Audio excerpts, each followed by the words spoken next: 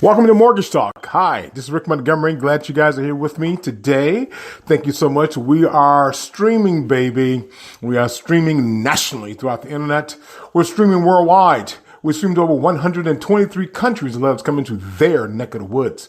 Now, of course, it would not be possible if we didn't stop off at one of our favorites directories, of course, Blog Talk Radio. Happy and proud to be part of the family. Thanking you and yours for joining us here through Blog Talk Radio. Also, we stopped off at speaker.com as we are streaming through right now, speaker.com. And glad to be part of the family with speaker.com. You can also hear us on Anchor FM just as well. Now, I want to talk to you about the difference of a land contract and a lease-to-own contract. I want to tell you that there are two different types of land contracts, so you can be aware of them. For the sake of keeping them separate, I'm going to talk about land contract A, which is very similar to a lease-to-own agreement, and a land contract B. If you do your search on the internet, you're going to find mostly the land contract B that is talked about. And a lot of things that is in the land contract B is what they're talking about as if that's the only type of contract. Keep in mind that a land contract is a land contract. It's what you put in the contract that is agreed upon for both parties involved. Land contracts can be drawn up by individual parties. You can even go online and draw up some land contracts. But you need to understand certain clauses that need to go into the contract to protect your interests. That's very important, okay? So in cases that you don't know how, then a real estate attorney is much advised for you to seek out and to obtain, or an experienced mortgage broker or an experienced realtor. I'm talking to you as a experienced mortgage broker. But still, nevertheless, a lot of people are not that experienced. And so therefore, they want to exercise some options that work for them. In today's time right now, the banks are making it very difficult to loan money to good, honest working people to get a piece of the American dream. Ain't that something? They get a bailout from the Obama administration, and then now they want to scrutinize hard-earned working people. Isn't that something? But I want to say something that is almost sound as if I'm trying to be on their side, and I'm not, that in today's times with companies going out of business, and I do know in certain areas banks do redline, and they do go off the area code because they know which area code is predominant African American, which one is predominant Hispanic American, Asian American. So they do know these things. I'm also aware that a person decent credit and is black, and then she wants to buy a house and get turned down. But as soon as she go and get her white friend and put her on the loan, who make less money than she did, then the loan goes through. And the white friend is more of a higher risk because the white friend has a part-time job. They both have good credit, but she has a part-time job and can't even afford the loan, but they let it go through under those bases. You do have some of these companies out, and it's the fault of the individual working for the company just as well that kind of gives that company that black eye. But I want to say this, that banks and finance companies today look up the company that you work for. They look it up on the Fortune 500 list and see how well that the company is doing. You may not know it, but the company is getting ready to file a Chapter 11. You may not know it, but the company has actually been bleeding for the last 2 or 3 quarters. And it's highly unlikely that the company may even survive within the next year or two. These times is tough because Toys R Us is shutting its doors nationwide. Walmart has closed its stores, a lot of its stores nationwide. Target has downside on its stores nationwide, and so have Carson Perry Scott. So these things is going out, and even corporations has been bought out by other corporations and they have been eliminated, their name gone, certain departments kept, and still many people lost their jobs. So the banks have to look at the company that you work for as well as look at your credit status and your ability to pay. And sometimes it's not your credit status and your ability to pay, it's the corporation which you work for. If they see where this corporation may be losing within the next year or two, how are you going to pay if you don't have a job?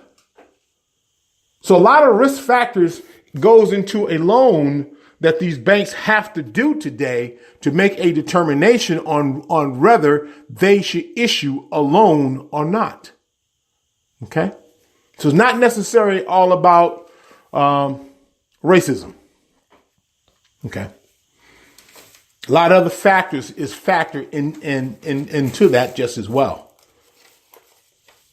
So I want to talk about these two instruments that is definitely needed and utilized in today's market to help you, the consumer, get your American dream. You don't necessarily have to worry that you won't be able to get the full loan because you may get qualified for 85% or 90% or 70% LTV.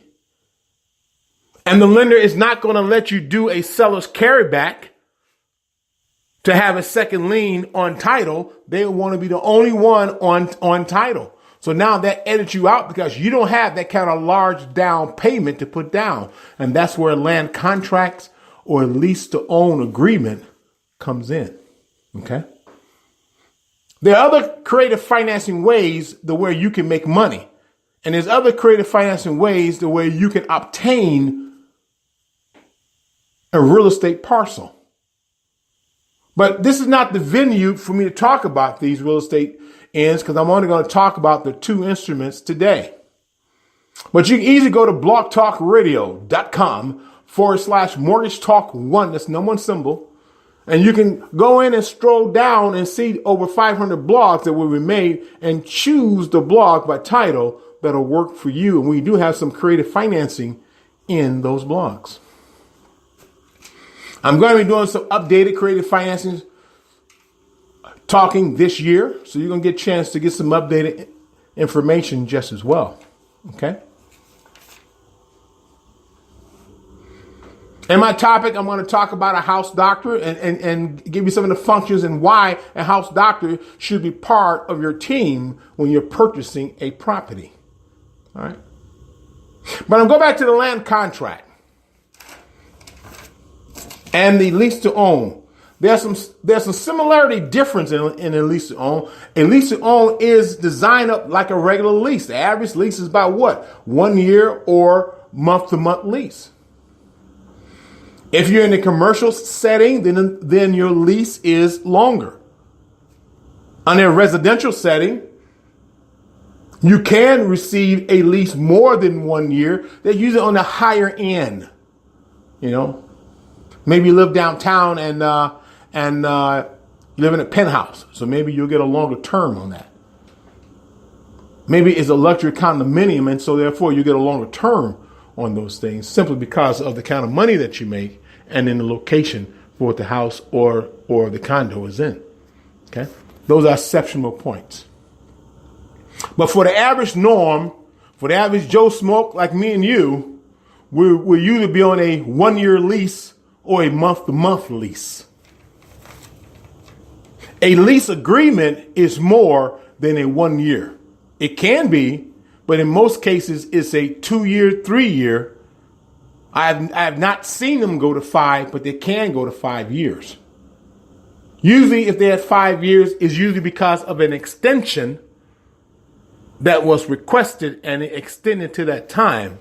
And I want to talk to you about these clauses that you need to put into these land agreements and put into these lease agreements to protect your interests. Okay, talk about that in just a few.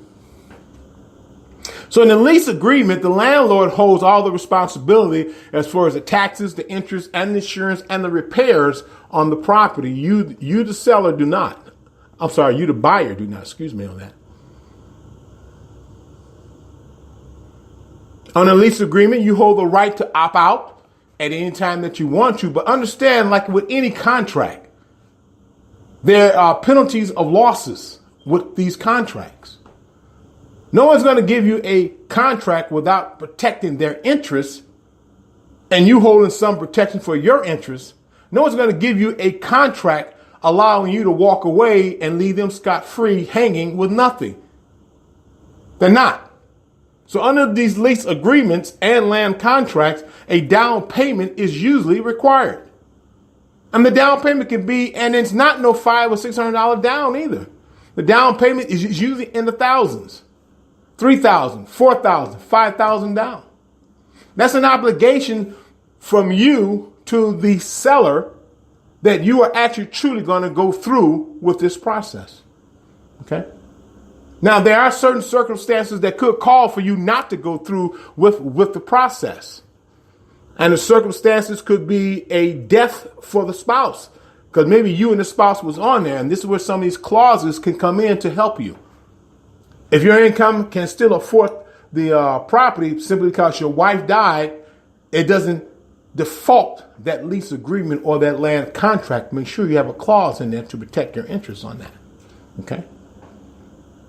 As an investor, you can do your own, again, or you can seek out a qualified real estate attorney or a qualified realtor or mortgage broker.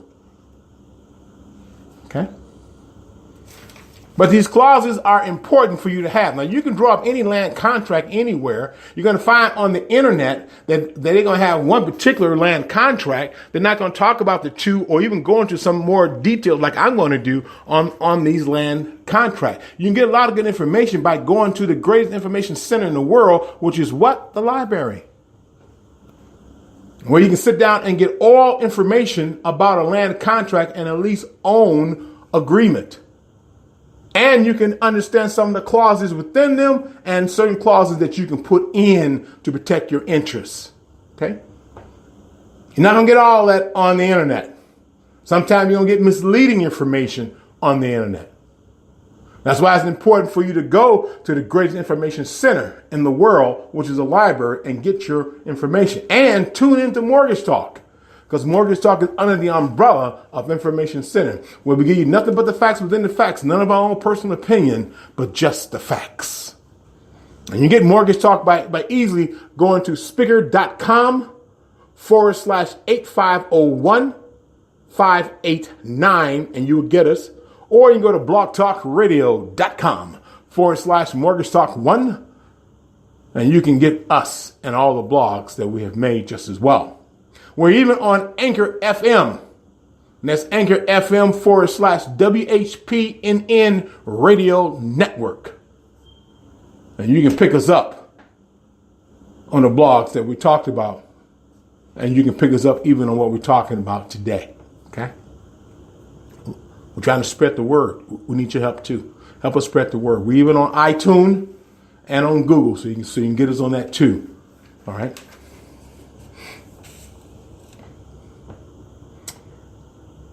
The lease agreement is set up like a traditional lease, but the term is longer. The lease agreement, you hold no obligations or gain any tax advantages, but you can utilize the payment toward the down or the payment toward the shortest fall that you would have on a loan. Okay, now what do you mean by that? Okay, same thing with the land contract. If you qualify for 80% LTV on a house that costs $100,000, then $80,000 is going to be brought to the table. You need $20,000 plus closing costs. Let's say your closing costs are going to be $5,000. So now you need $25,000 to make this loan. You do not have $25,000, but you can enter on a land contract or a lease agreement, and you can cover either all or part of that within that agreement. So at the end of that term of that agreement, that is paid. You follow me? Okay. Usually what figures that large is usually on a land contract.